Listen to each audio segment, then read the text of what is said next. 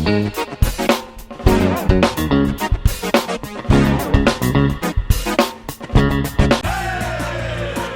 verde lajša bolečino in oteklino pri vnetju v ustni votlini in žrelu. Pred uporabo natančno preberite navodilo. O tveganju in neželenih učinkih se posvetujte z zdravnikom ali s farmacevtom. Onitek zdravilni lak za zdravljenje zmernih do blagih glivičnih okužb nohtov.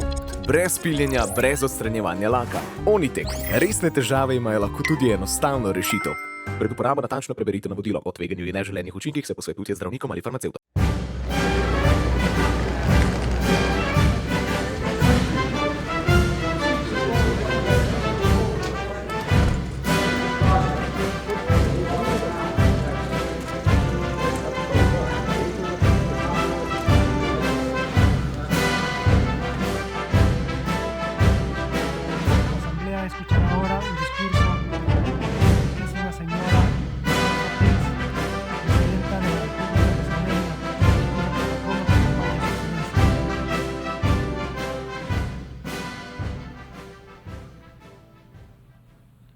En nombre de la Asamblea General, tengo el honor de dar la bienvenida a la excelentísima señora Nataša Pirc, Presidenta de la República de Eslovenia, y la invito a dirigirse a esta Asamblea. Ladies and gentlemen, Your Excellencies, Mr. President, let me first congratulate you on your election as the President of the 78th session of the General Assembly. It is truly a great honor to address you for the first time as the President of Slovenia. You lead this institution in the most challenging of times such as have not been seen since the establishment of the United Nations. I will return to this point again later. We live in a world in which various actors, including private companies and individuals, affect international relations at all levels and across sovereign boundaries. It is a world that has changed demographically and technologically. It is a world in which human dignity is still not guaranteed for all and is increasingly challenged for the most marginalized and vulnerable people. It is a world with a set of normative commitments, including legally binding treaties, which are not being implemented. It is a world where there are many wars, deadly conflicts, aggressions against states, and the suffering of many civilians who fear for their lives or are affected by the socio-economic destruction caused by conflicts. It is a world that has not universally recognized the seriousness of the climate change unfolding before our eyes. It is a world that lacks global solidarity for the implementation of the development goals that we all have committed to. It is a world that needs the United Nations with a reformed, representative Security Council that will be able to respond to all of the mentioned challenges effectively and in an adequate and fair manner. We should tackle these challenges as one. If we continue to prioritize national interests, private interests, or just some particularistic interests of individual actors and leave the resolution of global problems on the sidelines, we will extinguish ourselves as a civilization. In this context, I would like to briefly touch upon 4 issues that call for the attention of all of us and which require that we all adopt and implement appropriate measures. Climate change, Security Council reform, the pitfalls of the digital age, and of course, gender equality. On climate change, it may sound like a cliché to say that we need to abandon the business as usual mentality, but it is not a cliché. Business as usual is not working. It is failing us all. Climate change is the greatest challenge of our time. The catastrophic floods that hit Slovenia in August are just one more event among the many, many events around the world that prove the point. I trust that we will be able to overcome the consequences of the floods. But think of countries that have less capacity to do so. Think of small island developing states, for example. They are frequent victims of catastrophic natural disasters, but the recovery costs are disproportionately high. Everyone should invest in an environmentally sustainable world, but I want to be clear, not everyone equally. Global solidarity is a matter of climate justice. Intergovernmental solidarity, with richer states contributing more than the poorer ones, and with the richest private companies also contributing their fair share, must be guided by the understanding that climate change is a result of human activities, past and present. Therefore, I am pleased to announce that Slovenia plans to increase its contribution to the Global Climate Fund by 50%. Addressing the growing financing gap between the needs of developing countries and available financial resources is essential for the implementation of Agenda 2030. However, I am very concerned that the current geopolitical polarization is hindering collaborative climate action.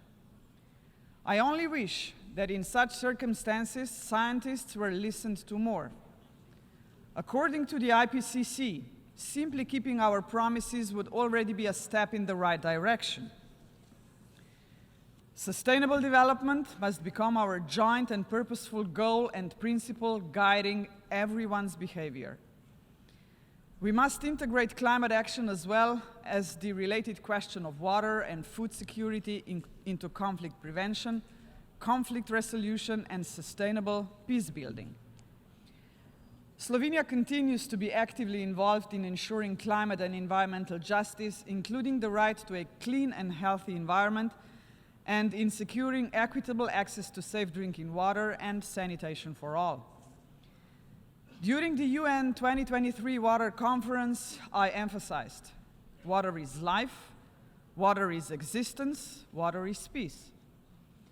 It is for this reason that I would like to use this opportunity to repeat our call for the establishment of an UN Special Envoy on Water, which will be an important step towards ensuring the better coherence of water efforts inside and outside the United Nations. Mr. President, on the 6th of June 2023, Slovenia was elected to serve as a non-permanent member of the UN Security Council for the period 2024-2025. I would like to use this opportunity to thank you all for your confidence in electing my country to serve on the Council.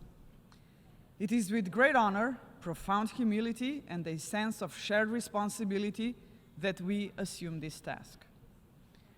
Our term will be carried out in response to numerous conversations and exchanges we had with member states during our campaign. With regard to the Security Council, I cannot avoid the discussions on its reform, which have been going on for decades. I truly hope that we will soon see the light at the end of the tunnel.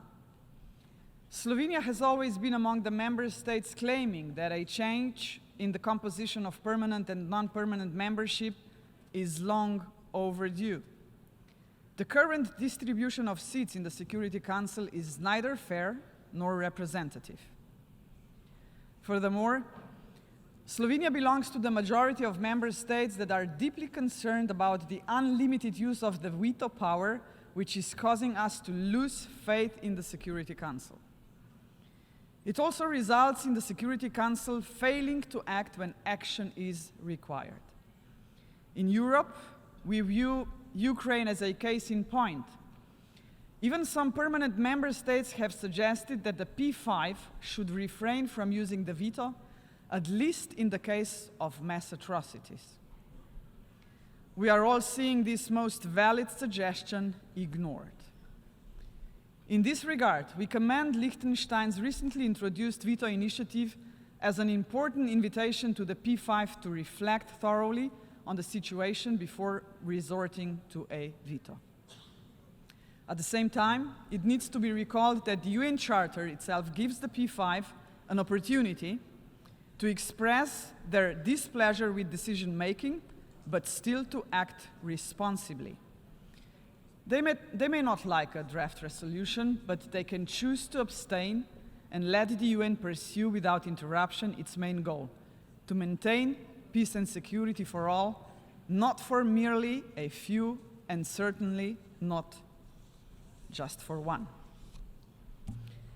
Excellencies, by losing trust, we attack the very foundations of organized society of our international community. I am afraid that in our digital age, part of the problem of losing trust lies with the science and technology. Inventions are meant to advance humanity. Social media were not invented to disconnect us, but too often they do exactly that. Artificial intelligence can be useful, but it can also be dangerous. In this regard, I applaud to Secretary General's resolve to form a high-level advisory body on artificial intelligence. We need to find a way to govern the development of new technologies, including artificial intelligence, in a way that does not impede economic, developmental, social, and research opportunities, while not putting us at risk. A human-centric and human rights-based approach to the full life cycle of technologies, comprising their design, development, and application, as well as decline, should be the answer. The Global Digital Compact must be centered on this notion. Things can be done, but all actors, including private companies, will need to be on board with honest and meaningful commitment. Ensuring that human rights are the foundation of an open, safe digital future is not going to be an easy task. In saying so, I look at the key menace of our time: disinformation. Unfortunately, our time is once again a time of competing of narratives, only that now they are much more complex as regards the threat they pose to humanity. It is an era of snack news, attention economy, the fabrication of facts, and of increasing disagreements about facts precisely because we no longer trust any narratives. We may have the freedom of information, but we are not protected against false information, manipulation, and deceit. Mr. Secretary General is to the point in referring to the proliferation of hate and lies in the digital space as grave global harm. Big tech companies should take more systematic responsibility for the content they host and moderate. They should better protect users from hate speech, disinformation, and other harmful online content. What is unacceptable offline should not be acceptable online. Excellencies, ladies and gentlemen, I am about to say a few words on a subject so important that I have saved it for the last part of my address: gender equality. This year we are celebrating the 75th anniversary of the Universal Declaration of Human Rights. It saddens me that today we are still facing the fact that half of the world's population, women and girls, experience inequality, exclusion, and even brutal violence. The societal marginalization of women and girls, often coupled with poverty, a lack of opportunities to receive quality education, and exclusion from labor markets and decision-making processes, is not only unjust. It also results in a monumental waste of potential for our societies. To ensure dignity for everyone, including women and girls, we all must pursue this goal, whether in the West or East, the North or South, or anywhere in between. We should start at home, also in our United Nations home. In this regard, I would like to recall an outstanding detail that illustrates the need to take SDG goal number 5 very seriously. Namely, that it will take 140 years to achieve the equal representation of women in leadership positions in the workplace. This is simply unacceptable. The Secretary General agrees. The achievement of women's full, equal, and meaningful participation in political and public life is part of his new agenda for peace. That is why I am very much in favor of initiatives to achieve this objective, including within the framework of the United Nations. On this particular point, I'm thinking of the initiative from the group of women leaders' Voices for Change and Inclusion concerning the alternation of the gender of the Presidency of the UN General Assembly. Mr. President, you are presiding over an assembly of the most important global institution. We are all painfully aware of the fact that hitherto only four presidents of the General Assembly have been women. Only 4 in its entire history. 74 were men. We should live up to our own declarations on gender equality and materialize them in the work of the General Assembly as well. This would be a vivid and symbolic way of demonstrating our joint commitments. Excellencies, as I leave this podium, I would like to reaffirm the need for multilateralism. This needs to be a different type of multilateralism, one that is effective and inclusive, making the UN an actor and a forum fully fit for the future. The most pressing challenges today, and I have elaborated on some of them, cannot be addressed by individual states, no matter their size or power. This must be a collective effort, or our children and grandchildren will be affected much more than the generation of leaders gathered here. We must work towards a new global compact which needs to be principled, rise above particularistic interest, and be based on global solidarity. It needs to prioritize the protection of nature and human dignity. It also needs to have a long horizon. Slovenia is fully committed to contributing to the Pact for the Future, and we look forward to actively engaging in the upcoming summit next year. We must be ambitious, even if do not agree on solutions to all the emerging challenges. We need to use our power and resources to put all our collective efforts into action in order to solve them. Better, one by one, than none. Thank you very much, Your Excellencies and ladies and gentlemen.